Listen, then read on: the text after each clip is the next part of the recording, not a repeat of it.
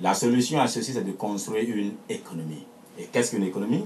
C'est une science sociale, une main invisible, qui prend les ressources d'une nation pour satisfaire ses besoins.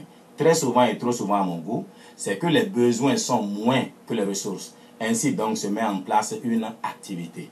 Alors, quand la production d'un pays n'est pas mue, n'est pas justifiée par la nécessité de satisfaire des besoins qui n'ont pas trouvé ressources, elle n'est pas économique. Et c'est de ce point de vue que nous souffrons. Nous faisons du coton que même le mouton ne mange pas. On vend ce coton pour faire quoi? Aller acheter à manger. Nous achetons quoi? Le riz, le poulet, l'huile, le poisson et j'en oublie.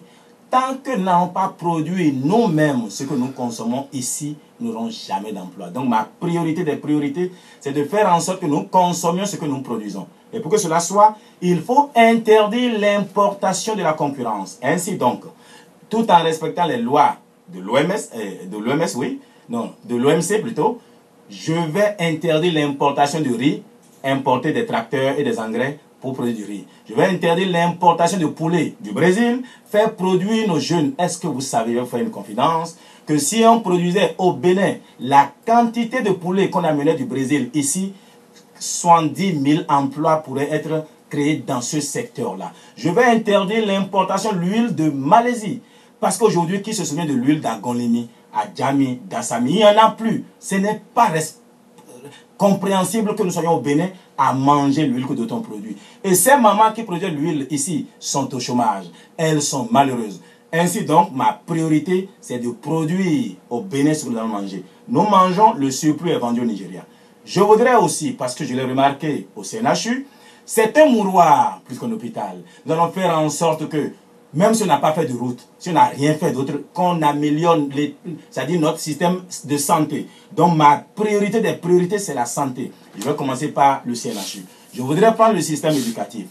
C'est rempli de vacataires et de contractuels. Vous attendez quoi d'un tel système éducatif? Nous allons faire en sorte que notre école devienne un lieu où on a des professionnels. Et pour cela, il faut diminuer le nombre de ministres. Un pays de 10 millions de population, 28 ministres.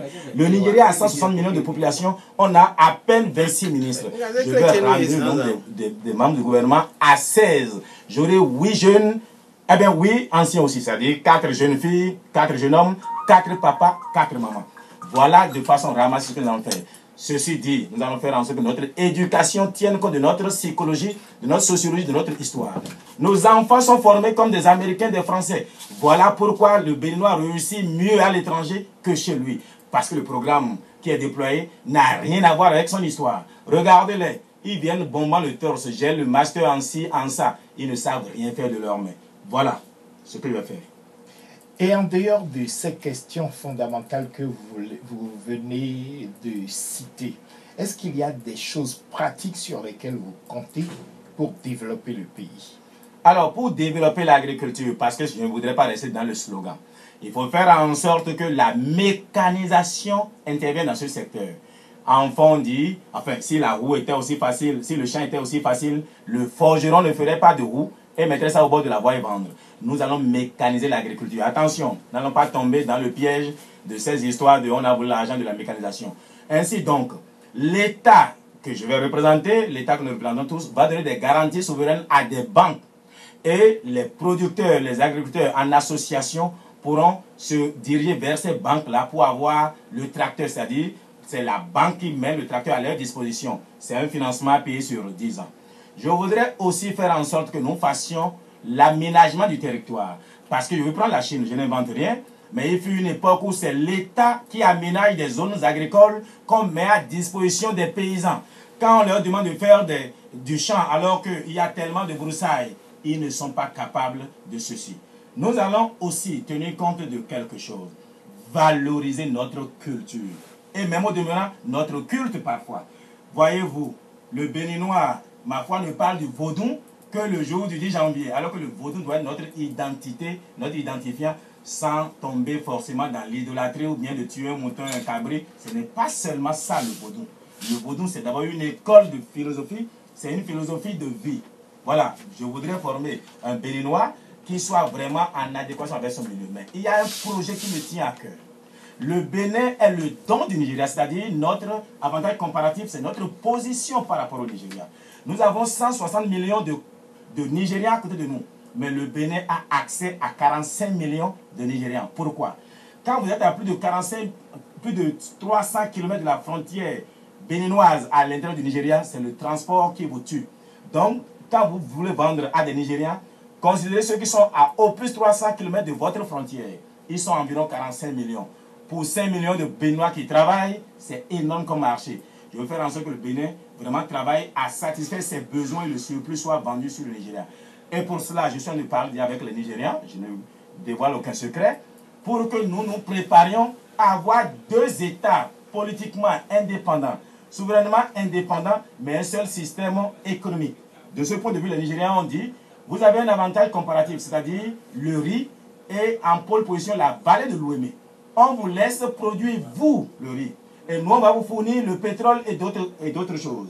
Donc, voilà un peu ce que je voudrais faire. Je veux faire que le Bénin, sur le plan économique, pas politique, pas diplomatique, devienne le 37e État économique du Nigeria. Ça voudrait dire, si nous pouvons prendre contrôle, si nous pouvons profiter de notre position, comme Singapour l'a fait de l'Indonésie, comme, comment ça s'appelle, Taïwan le fait de la Chine continentale. C'est-à-dire que vous ne pouvez pas être à côté d'un si grand géant et en faire un slogan. Ça fait 55 ans que c'est devenu un serpent de mer où tout le monde parle de Nigeria, Nigeria, Nigeria. On n'en profite pas. Mieux, je m'entends avec les Nigériens, je leur dis, je ne ferai pas le programme d'enseignants de français qu'on envoie au Nigeria, non. Les professeurs de français au Bénin auront droit d'aller faire peut-être par mois une semaine au Nigeria à enseigner le français aux Nigériens. Les Nigériens viendront enseigner l'anglais durant une semaine ici et repartiront encore chez eux pour que la langue ne soit plus la barrière entre nous. En tout cas, je veux une coopération, une intégration avec le Nigeria. Parce que nous avons le Bariba en commun, le Hausa en commun, le Nagwa en commun, le Yoruba en commun et d'autres langues, le Gou en commun. Il faut que nous travaillions main dans la main avec le Nigeria, sinon on n'ira nulle part.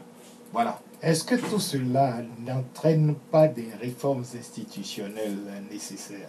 C'est vrai, il y a des choses qu'il faut retoucher, mais pas forcément la constitution. C'est-à-dire qu'il faut suggestionner les Béninois. Il faut leur expliquer. C'est ce qui fait que, investi le 6 avril 2016, je vais convoquer les grandes assises nationales pour qu'ensemble, j'expose à mes pères, à mes mères, à mes frères, à mes soeurs, ma vision du développement du Bénin. Et qu'ensemble, ce ne soit pas un programme que j'impose. Vous savez, il y a une chose qui m'amuse. Souvent, le Béninois croit que le candidat ou le président doit tout connaître, mais c'est faux, ce n'est pas un surhomme. Il doit mettre devant un plateau, ou bien des gens, d'autres personnes, sa vision du Bénin, qu'on va amender, qu'on va corriger. Mais puis c'est lui qui est le président, il doit trouver les voies et moyens pour les convaincre à dire, voici la meilleure voie. Ceci dit, on connaît les Béninois. Dès que je suis investi président, donc vous allez voir comment la majorité va changer de camp au Parlement. Tout le monde devient mouvancier, ils viendront. Pour qu'ensemble, nous travaillions. En fait, de loi ne rendra le Béninois droit. Nous allons recourir à notre constitution qui fait que le président béninois prête serment au nom de Dieu et des mânes de nos ancêtres. Et nous allons exiger que ceux qui doivent diriger l'État puissent prêter serment effectivement au nom de ces mânes-là. On amène la Bible, mais amenons-la aussi devant nos divinités. Et tu as prêté serment, notre peuple va avoir le bonheur de nous tuer 4 corrompus. Le reste va se ressaisir. Peur qu'une seule personne, sur l'accusation du président Yahi Boni, peut partir avec 8 milliards et qu'il n'ait rien et qu'il soit en train de faire de la campagne. Ce n'est pas normal. Notre premier problème, c'est la corruption et ce n'est pas les tests de loi qui vont nous rendre droit. C'est la peur de la mort. Je souhaite la mort de personne. C'est-à-dire quand l'entité vient lui dire 1 fois, 2 fois, 3 fois, si la 4e fois ne dépose pas, il est mort. J'ai trouvé aucune solution si ce n'est celle-là. S'il n'y a pas un principe qui m'oblige à être droit, je ne le serai pas. Voilà.